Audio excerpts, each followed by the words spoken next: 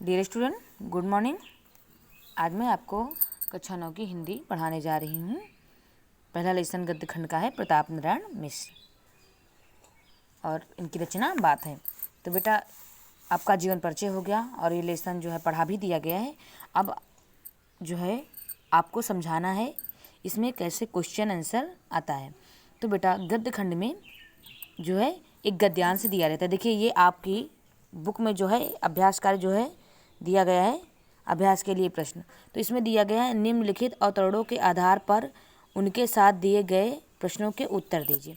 देखिए एक तो इसमें जीवन परिचय आता है और दूसरा क्या आता है, इसमें ये ऐसे गद्यांश दिया रहेगा बेटा, उसमें 3 क्वेश्चन रहेंगे और उन क्वेश्चन को आपको जो है उत्तर देना है। तो एक तो संदर्भ लिखने को आएगा, पाठ के लेखक का नाम और पाठ का नाम ये लिखने को आएगा। उसके बाद रेखांकित, देखिए जो ये रेखांकित की गई है आपको रेखांकित है, देखिए दिखाई पड़ रहा होगा आपको, इसकी आपको व्याख्या करनी है।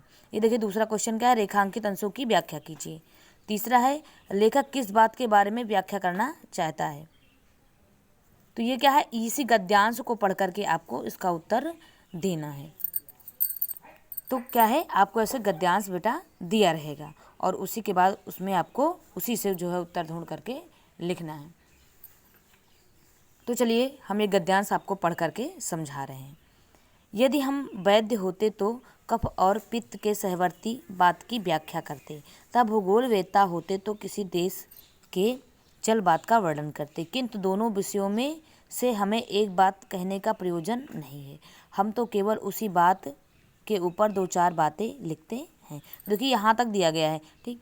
और एक चीज़ ध्यान दीजिएगा, जो भी व्याख्याएं होती है बेटा वो अपने शब्दों में होती हैं और बड़ी होती हैं थोड़ा, ठीक। अब ये नहीं कि आप जो लाइन दी गई आप इसी को उतार देंगे, नहीं, इसके पहले भाव को समझेंगे और भाव को समझ करके अपनी बातों में आप जो है इसको व्यक्त करेंगे। तो चलिए उसके बाद क्या है, बातें लिखते हैं जो हमारे तुम्हारे संभाषण के समय मुख से निकल के परस्पर हृदयस्थ भाव को प्रकाशित करती हैं। तो पहले तो क्या करेंगे, आप इस गद्यांश को लिख लेंगे पूरा, उसके बाद जहाँ पे लाइन खींची हो आप उसको लाइन खींच दीजिएगा, है ना। उसके बाद ये क्वेश्चन आप लोग अपनी कॉपी में उतार लेना। फिर आप क्या करेंगे, आंसर फर्स्ट डाल करके आपको ऐसे लिखना है, जिसे लिखा हुआ है इसको पहले इतना आप उतार लीजिएगा। उसके बाद आंसर डाल दीजिएगा, answer first, answer second, answer third. तो उसके बाद आप क्या करेंगे, उपयुक्त गद्यांश के पाठ और लेखक का नाम लिखिए। तो आपको मैं बताना चाहूँगी कि कैसे जो है आपको लिखना है। तो चलिए हम बता रहे हैं आपको।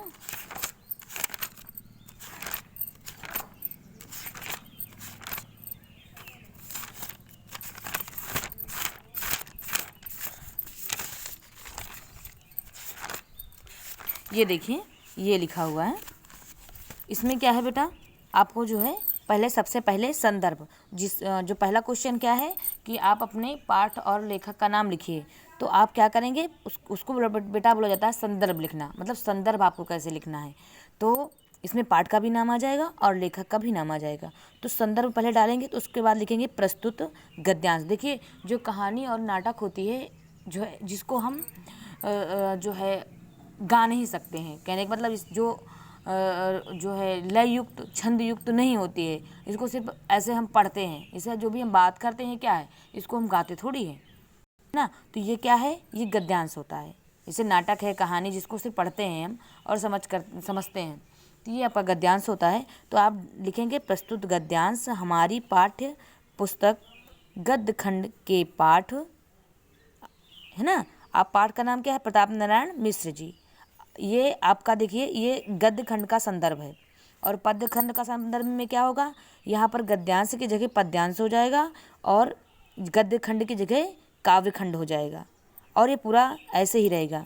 उसके बाद आप यहाँ अपने लेखक का या कवि का नाम लिख देंगे और द्वारा रचित बात, अब जहाँ पर ये बात लिखी हुई है वहाँ पर, जैसे कबीरदास का पहला जो है लेसन है, तो यहाँ आप कबीरदास का नाम लिख देंगे और यहाँ पर उनकी जो रचना है दोहा, आप उसको दोहा लिख देंगे। तो ये ऐसे में जो है आपका थोड़ा सा अंतर है गद्य और जो है गद्य खंड का संदर्भ और काव्य खंड का संदर्भ। तो इसमें क्या है बेटा, रचित बात नामक शीर्षक से लिया गया। ये इस संदर्भ आपके लिए इजी भी है और आप इसे अच्छे से समझ भी सकते हैं। उसके बाद क्या करेंगे, ये आपका ये इतना संदर्भ हो गया। पहला क्वेश्चन आपका ये हल हो गया। देख लीजिए, ये पहले क्वेश्चन में पूछा गया था उपर्युक्त गद्यांश के पाठ और लेखक का नाम लिखिए। तो आपको क्या है, संदर्भ लिखना है। उसके बाद दूसरा क्वेश्चन है रेखांकित अंशों की व्याख्या कीजिए। तो अब देखिए, जो रेखांकित अंश हैं, तो ये मैंने आपको जो है इसकी व्याख्या पढ़ाई भी थी, बताया भी, समझाया भी था। तो आप उसी को पढ़ लीजिए, पहले देख लीजिएगा कि मैंने क्या बोला है, क्या मैं बता रही हूँ। तो उसी को जो है आप लोग अपने शब्दों में व्यक्त करना है आपको। यदि हम वैद्य होते तो कफ और पित्त। लेखक कहता है कि यदि मैं वैद्य नहीं, डॉक्टर होता तो कफ और पित्त के बारे में बात करता, मतलब रोग के बारे में मैं बात करता। उसी के सहवर्ती मीन्स होता है साथ साथ रहने वाला, मतलब उसी से संबंधित मैं जो है बात करता और उसी की व्याख्या करता।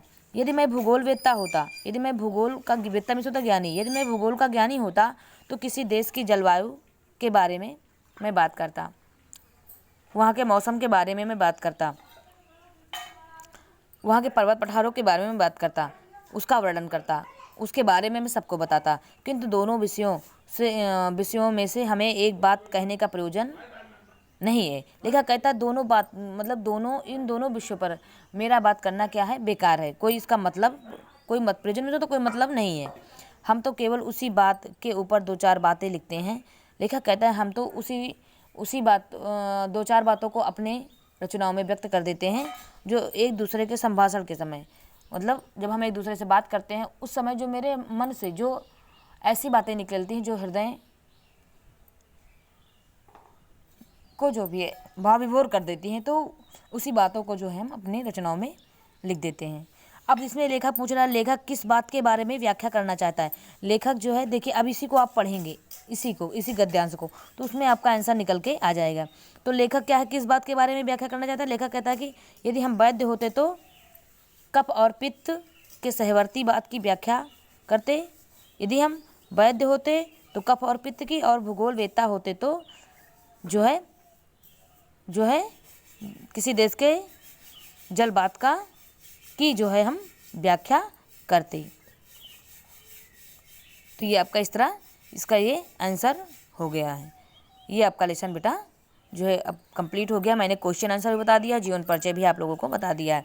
इस तरह जो है अब इसके बाद आपको खा खंड और गा खंड आपका जो क्या है, ये है होमवर्क। आपको जो है ये देख लीजिएगा आप लोग, इसको जो है आप लोगों को जो है करना है। इस तरह जो ये आपका लेसन समाप्त हो गया। धन्यवाद।